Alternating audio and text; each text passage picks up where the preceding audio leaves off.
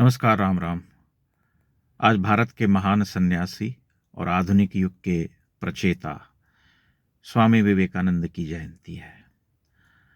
हम सभी जानते हैं कि स्वामी विवेकानंद एक ऐसे महापुरुष थे जिन्होंने एक पराधीन देश में और एक ऐसे देश में जो कि क्षतियों से, आक्रमणकारियों से लड़ते लड़ते थक चुका था और जिसमें तत्कालीन ईसाई शक्तियां अत्यंत ही प्रभावी हो गई थीं, भारत की परंपरा, भारत के ज्ञान विज्ञान, भारत के धर्म, इन सब पर गंभीर संकट मंडरा रहा था। तब उन्होंने अमेरिका की धर्म संसद में जाकर के हिंदू धर्म का परचम लहराया था और वहां उपस्थित सभी जन उनके उद्बोधन को सुनकर के अभिभूत रह गए थे। स्वामी विवेकानंद क्यों महत्वपूर्ण है? और आज के समय में जब भारत एक संक्रमण काल से गुजर रहा, बहुत कठिन चुनौतियां आज जो हैं इस देश के सामने हैं, तब हम उन्हें क्यों याद करें और क्यों उनकी महत्ता आज बड़ी हो जाती है? हम सभी जानते हैं कि स्वामी विवेकानंद के जीवन में सबसे बड़ी भूमिका उनके गुरु रामकृष्ण परमहंस की थी। अगर रामकृष्ण परमहंस न रहे होते तो स्वामी विवेकानंद का अस्तित्व भी न रहा होता। यह एक निर्विवाद सत्य है। किंतु उन्होंने अपने गुरु से जो कुछ भी ग्रहण किया उसे केवल अपने तक सीमित नहीं रखा, उस दिव्य चेतना से संपूर्ण भारत को स्पंदित कर दिया एक तरह से। स्वामी जी आज इसलिए महत्वपूर्ण है कि उन्होंने हिंदू धर्म को बहुत समग्रता में देखा था।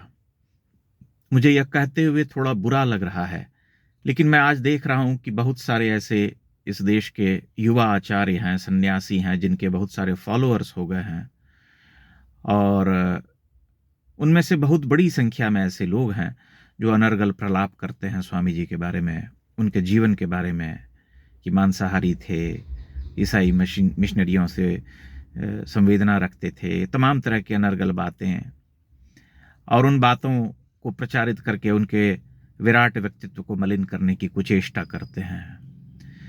लेकिन स्वामी जी की जो महत्ता है वह इन सब बातों से कम नहीं होती। हाँ, यह एक सत्य अवश्य है कि जब हम दुष्प्रचार करते हैं और बड़ी संख्या में हमारे फॉलोअर्स उस दुष्प्रचार से प्रभावित होते हैं, तब निश्चय ही हम किसी ऐसे महापुरुष को दूषित करने की कुचेष्टा करते हैं जो हमें नहीं करनी चाहिए।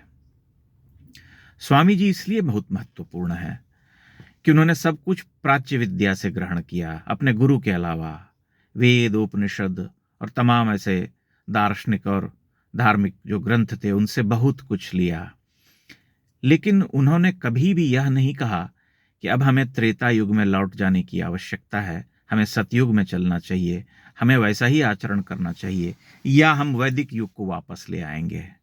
उन्होंने केवल उस सत्व को ग्रहण करने की बात की, उस दिव्य चेतना से स्पंदित किया देश को। भारत की जो सुंदरता थी, जो ज्ञान विज्ञान की परंपरा थी, जो दार्शनिक चेतना थी भारत की पूर्व में, उससे दुनिया को परिचित कराया।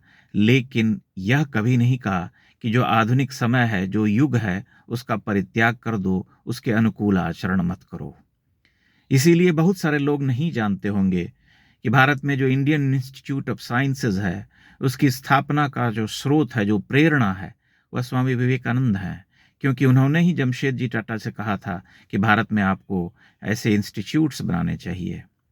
वे आधुनिक ज्ञान विज्ञान की जो सच्चाई थी उससे भली भांति परिचित थे और जानते थे कि हमें अगर आगे बढ़ना है तो समय के साथ चलना पड़ेगा।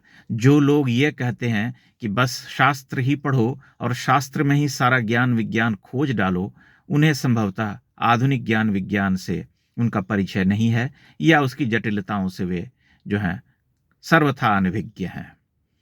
क्योंकि हमें समय के साथ चलना पड़ता है और इस सत्य से जो मना करते हैं, जो इस सत्य से इनकार करते हैं, वे केवल देश को ठगते हैं, लोगों को ठगते हैं। शास्त्र से हम बहुत कुछ सीख सकते हैं, वे हमारी जीवन दृष्टि हैं, उनसे हमारी निर्मिति होती है एक मनुष्य के रूप में। हमें कैसा होना चाहिए इसका पता उन्हीं धर्म ग्रंथों से चलता है जो हमारे पूर्वज रच के चले गए। लेकिन अगर हम वहीं अटके रह जाएंगे तब तो हम पिछड़ जाएंगे। इसलिए स्वामी जी बहुत महत्वपूर्ण है, क्योंकि वे युगानुकूल आचरण की बात करते थे, आधुनिकता के साथ चलने की बात करते थे, और इस दृढ़ता के साथ करते थे कि परंपरा को याद रखते हुए आधुनिकता को भूलना नहीं चाहिए, क्योंकि सब कुछ तो इस युग के अनुसार ही काम करना पड़ेगा। अगर हम केवल वही करेंगे जो हमारे पूर्वजों ने किया, तब हम वहीं रह जाएंगे जहां हम छूट गए थे। हमें उससे आगे निकलना पड़ेगा। इस संसार से अगर भिड़ना है, इसमें टिके रहना है, तो हमें इस संसार के साथ चलना पड़ेगा। इसलिए स्वामी विवेकानंद से हमें बहुत कुछ सीखने की आवश्यकता है। जो समग्रता थी उनकी दृष्टि में, हिंदू धर्म की जो चेतना है, उसमें समग्रता की बहुत आवश्यकता है। आज बहुत सारे ऐसे लोग हैं जो कि पोंगापंथी हैं और पुरातन पंथी हैं, जो उस हिसाब से बात करना चाहते हैं जिसका अब कोई मूल्य नहीं रह गया है। हमें संपूर्ण हिंदू जाति के रूप में विचार करना चाहिए, न कि जातियों में विभक्त होकर के केवल उसकी तुरही बजानी चाहिए कि वर्णाश्रम व्यवस्था में ये सबसे ऊंचे हैं, ये निम्नतर हैं, और इसका अपमान मत करो, ये होता है वो होता है, तमाम तरह की बातें करने वाले।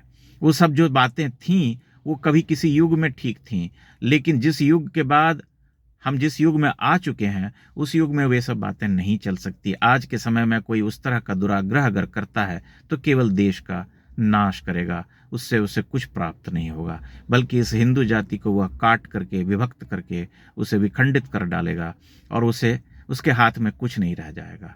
इसीलिए स्वामी विवेकानंद जैसे महापुरुष की आवश्यकता आज अधिक प्रतीत होती है। मैं ऐसे बहुत सारे मठाधीशों, आचार्यों को जानता हूं जो आए दिन इस देश के प्रधानमंत्री को भी गाली देते हैं, लेकिन उन सभी लोगों को सुन सुन करके मैंने यही सीखा, यही जाना कि ऐसे लोग केवल देश का अहित करते हैं, क्योंकि उन्हें न तो स्वामी विवेकानंद की पहचान है, न प्रधानमंत्री के व्यक्तित्व की पहचान है। इसलिए स्वामी विवेकानंद को समग्रता में समझने की आवश्यकता है कि उन्होंने किया क्या, कैसे एक पराधीन देश को जागृत किया। उन्होंने जो कार्य किया उसका दशांश भी आज के ये जितने भी बड़े बड़े आचार्य जो बहुत बड़े बड़े मठाधीश बने घूमते हैं, वे नहीं कर पा रहे। मैं सबकी बात नहीं कर रहा, बहुत सारे ऐसे सन्यासी, बहुत सारे ऐसे प्रवचनकर्ता भी हैं जो हिंदू जाति को जोड़ने की बात करते हैं और इस देश के लिए बहुत बड़ा आवाहन कर रहे हैं, बहुत बड़ा काम कर रहे हैं। लेकिन बहुत सारे ऐसे लोग हैं जो अत्यंत ही स्वार्थी हैं, बहुत अहंकारी हैं, और केवल यह सिद्ध करना चाहते हैं कि हम सबसे बड़े शास्त्रज्ञ हैं, केवल हमारी बात सुनो। उनका ध्येय ये होता है कि ऐसे सभी मनुष्य को काटो, ऐसे सभी सन्यासियों, ऐसे महान पुरुषों को गलत सिद्ध करो जो हमसे पहले हुए या जिनकी बातों से हम सहमत नहीं हैं। इसीलिए स्वामी विवेकानंद के चरित्र को भी मलिन करने की कुचेष्टा की जाती है, परंतु स्वामी जी का जो विराट व्यक्तित्व है उसे मलिन कर पाना संभव नहीं है। उनके जीवन की जितनी छोटी छोटी कहानियां हैं उन्हें आप ध्यान से पढ़िए, आप समझ जाएंगे कि वे कितने तार्किक और कितनी अंतर्दृष्टि से संपन्न मनुष्य थे। उनके पास जो प्रत्युत्पन्नमति थी, क्या इन साधु सन्यासियों के पास है, जो लोग उनकी निंदा या शिकायत करते हैं, जो उनके व्यक्तित्व में कमी निकालते हैं? आप पलट करके देख लीजिए, संभव नहीं है। इसीलिए हमें कृतज्ञ होकर के उस महापुरुष को याद करना चाहिए, क्योंकि उन्होंने एक सोए हुए देश को, एक मरी हुई आत्मा वाले देश को जागृत किया था, और उसी औपनिषदिक ज्ञान से किया था जिसकी दुंदुभी ये लोग आए दिन बजाते रहते हैं। लेकिन उन्होंने ये नहीं कहा था कि वहीं ठहर जाओ, वहीं रह जाओ।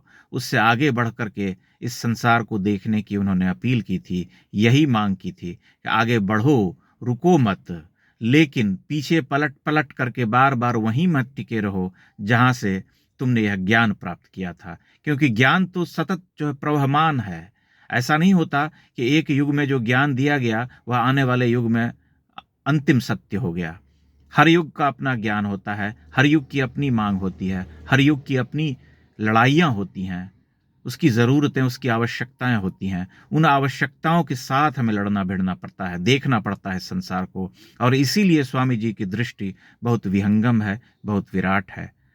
हम उन्हें याद करते हैं और उस महापुरुष की जन्म जयंती पर आदरांजलि देते हैं। बहुत बहुत धन्यवाद।